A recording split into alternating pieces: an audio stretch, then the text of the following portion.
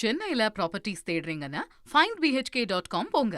Matching ப்ராப்பர்ட்டிஸை AI உங்களுக்கு suggest பண்ணும். கைது செய்யப்பட்டு 30 நாட்கள் காவலில் இருந்தாலே அமைச்சர் பதவியிலிருந்து நீக்க வழிவகை செய்யும் புதிய மசோதா நாடாளுமன்றத்தில் இந்த மாதம் தாக்கலாக உள்ளது. இது பற்றி விவரிக்க இணைகிறார் தொகுப்பாளர் அஞ்சலி. நன்றி பார்த்திபன். அதாவது 30 நாட்கள் காவல் இருந்தாலே பதவி பறிப்பு மசோதா தாக்கலாகுதா அப்படிங்கிற ஒரு கேள்வி இருந்தது.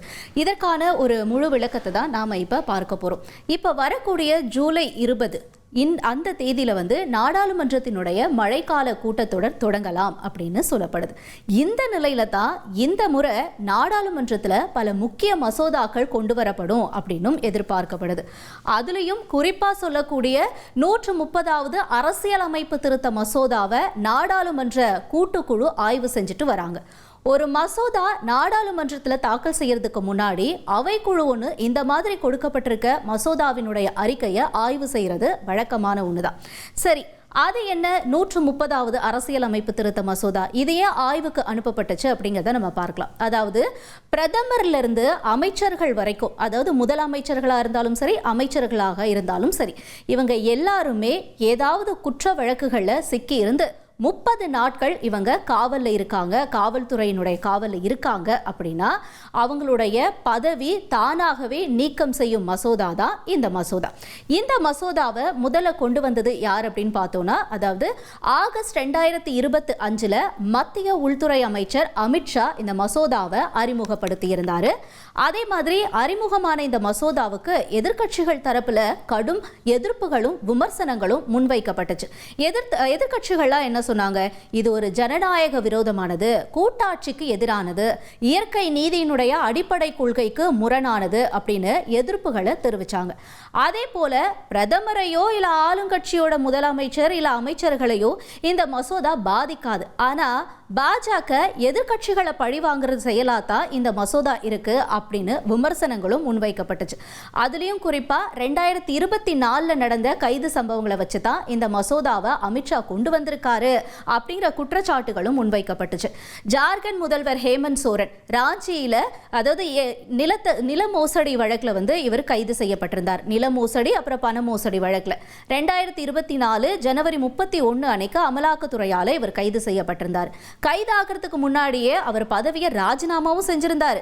இந்திய உச்சநீதிமன்றம் அமலாக்கத்துறையினுடைய மனுவை தள்ளுபடி செஞ்சு இவரோட ஜாமீனை உறுதிப்படுத்தி இருந்தாங்க.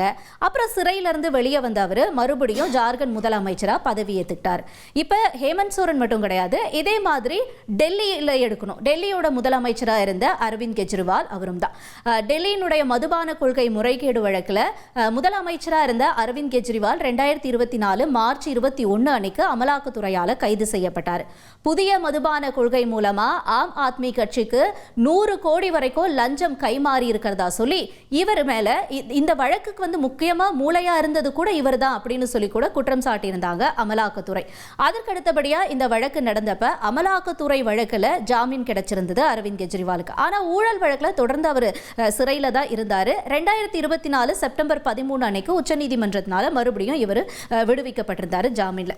இந்த கைது நடவடிக்கைக்கெல்லாம் காரணம் பாஜகவும் மத்திய அரசும் தான் அப்படின்னு நிறைய விமர்சனங்கள்லாம் முன்வைக்கப்பட்டிருந்துச்சு. இந்த நிலையில தான் மத்திய உள்துறை அமைச்சர் அமித்ஷா இந்த மசோதாவை அறிமுகம் செஞ்சு வச்சு இன்னும் கொஞ்சம் தீ பிடிச்சிக்கிச்சு அப்படின்னு தான் நம்ம சொல்லணும். இப்ப இந்த நிலையில ஜூலை 17 2026 நாடாளுமன்ற குழு மசோதாவை ஏத்துக்க வாய்ப்பு இருக்கு அப்படின்னு சொல்றாங்க. இந்த குழு இந்த மசோதாவை ஏத்துக்குச்சு அப்படின்னா இந்த அடுத்தபடியா இந்த மசோதா தாக்கலாகும் அப்படின்னு சொல்லப்படுது. இந்த குழுவில் அங்கம் வகிக்கிறவங்களா யாரு அப்படிங்கிறதையும் நம்ம பார்க்கிறோம். பாஜக, அப்புறம் கூட்டணி கட்சிகள், அதே மாதிரி அசாசுதீன், அடுத்தபடியாக நம்ம பார்க்கிறது தேசியவாத காங்கிரஸ் கட்சியை சேர்ந்த சுப்ரியா சுலே, அதே போல ஸ்ராமிகா ரைத்து காங்கிரஸ் கட்சியை சேர்ந்த நிரஞ்சன், இவங்க எல்லாமே இந்த குழுவில் இருக்காங்க. இப்போ என்ன சொல்றாங்க அப்படின்னா, இந்த குழுவில் கூட்டணி கட்சியை சேர்ந்தவங்களும் இருக்காங்க, அதே மாதிரி பாஜகவுக்கு ஆதரவு இல்லாத கட்சியும் இருக்காங்க. அதனால இந்த கட்சிகள் இந்த மசோதாவுக்கு அப்படி இப்படி ஆட்சேபனைலாம் தெரிவிக்க வாய்ப்பு இருக்கு அப்படின்னு சொல்லப்படுது.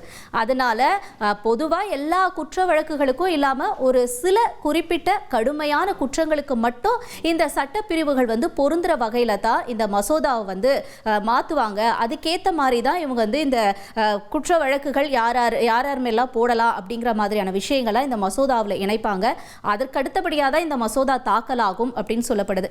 ஆனால் எது எப்படியோ எதிர்க்கட்சிகள் சொல்றது எல்லாமே இது ஆளுங்கட்சியை வந்து எதிர்க்கட்சியை பழிவாங்கிறதுக்காக கொண்டு வர ஒரு மசோதா அப்படிங்கிறத திட்டவட்டமா சொல்றாங்க. சென்னையில ப்ராப்பர்ட்டிஸ் தேடுறீங்கன்னா findbhk.com போங்க. மேட்சிங் ப்ராப்பர்ட்டிஸை AI உங்களுக்கு சஜஸ்ட் பண்ணும்.